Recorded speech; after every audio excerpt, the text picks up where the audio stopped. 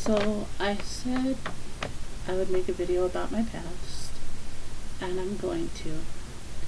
I'm going to give a little bit of warning before I start. This may be a long story. It's going to have elements that are probably going to be not nice to listen to, so you may not want to watch if you're real sensitive or a real emotional kind of person. Just thought I'd let you know. So, when I was about 3, we moved from Cahokia, Illinois to Barstow, California. When we went on the Greyhound, it's the very first memory I have, actually. The Greyhound ride from St. Louis into Barstow. And we stayed with my grandparents for a while, and then we moved across the street to our own place, a little greenhouse. And that's where I met Shadow Wolf. And he started teaching me ways of meditating and how to astral plane and how to make a protective barrier against. We don't usually use the word evil when speaking of spirits. Usually we would say malicious. Things like that. And after a time, we moved again. And when we moved, my mom started having to work. And so she was away from the home, leaving my older brother and I home often alone. I was about 4 or 5 then, and he started molesting me. And this is going to sound really weird, but it was the softest, gentlest thing that molestation could be. I mean, he would coerce me and basically talk me into it. He wouldn't force me or beat me. That we're basically grown-ups at the house, and it was just a basic glorified version of playing doctor. I don't know. When I talk about it, it seems like I'm trying to rationalize it. Maybe I am in my own mind of why I let it go on and I didn't tell my mom, or I didn't really fight for him to stop.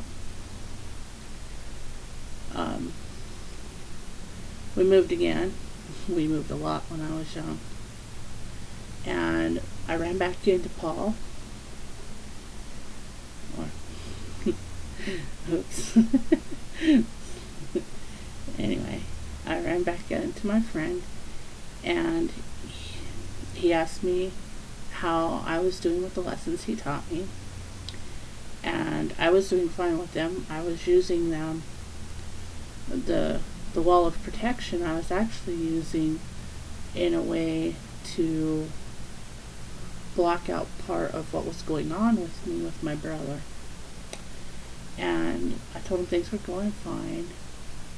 And when we had worked on the astral plane before, it was kind of like a dream projection where you were in your body, you could feel your body and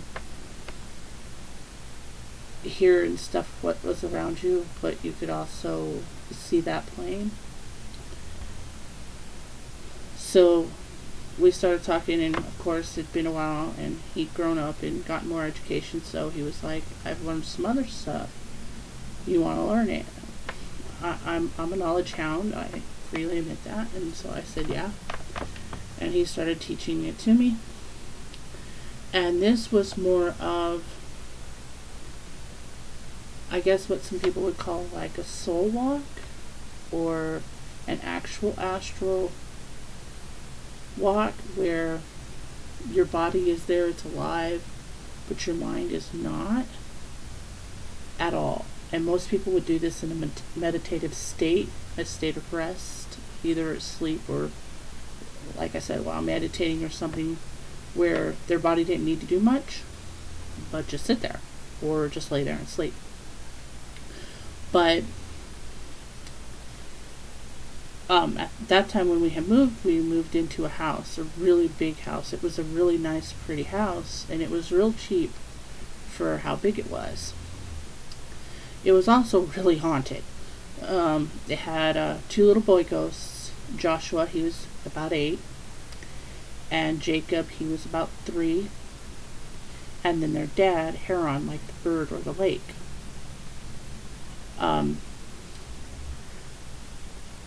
When we first moved in there was 3 bedrooms, 1 on the bottom floor and 2 on the second floor.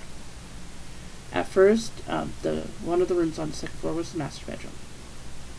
So my older brother and little brother had 1 room upstairs. My mom had the master bedroom upstairs. I had the bedroom downstairs.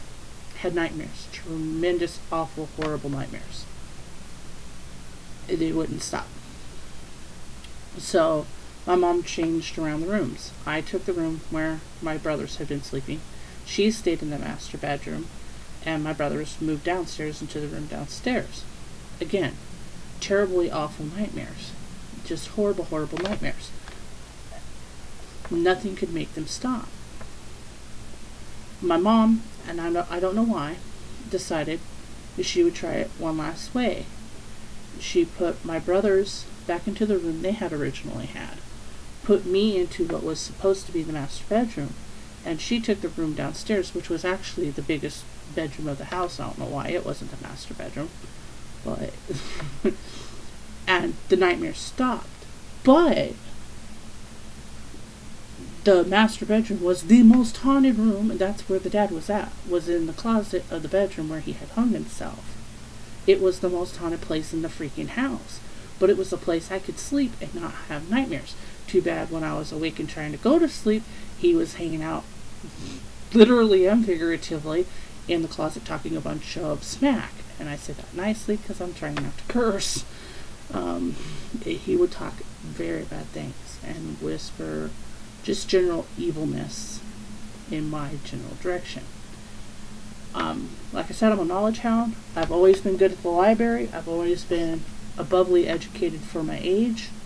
Well, until I became an adult. Now I'm kind of averagely educated for my age. Okay, there's some things I'm still overly educated on. Don't get me started there. Beside the point. Anyway, so I went to the library and started doing research on the house where we lived. Well, these were the days of microfiche. And so it took me a while. Lots of research. I knew to look back towards when the house was built, which was the 20s. And it didn't take me long to find the story of what happened in the house where we were living. And the basic story goes out where the mom went missing. No one knows where she's at. And the dad, after a time of working and having the boys in the house to himself, went insane, killed the boys, and then hung himself in the closet. And so my aunt, who had come to visit and stayed in the room before I went up there, had seen the little boy Joshua and told my mom that she thought it was me, that we looked like twins. I'm not quite sure why that seems pertinent. It just does. So the abuse was continuing, and I decided to use the trick of taking my mind to the actual astral plane and leaving my body behind into a realm where it wasn't actually, I suppose, intended to do. And I set up a way that my body and my mind could run on autopilot and learn all the things I needed to know in school, do all the things like chores and stuff I needed to do every day, and act in a way where no one would know that there was anything different or odd, and mentally not be there.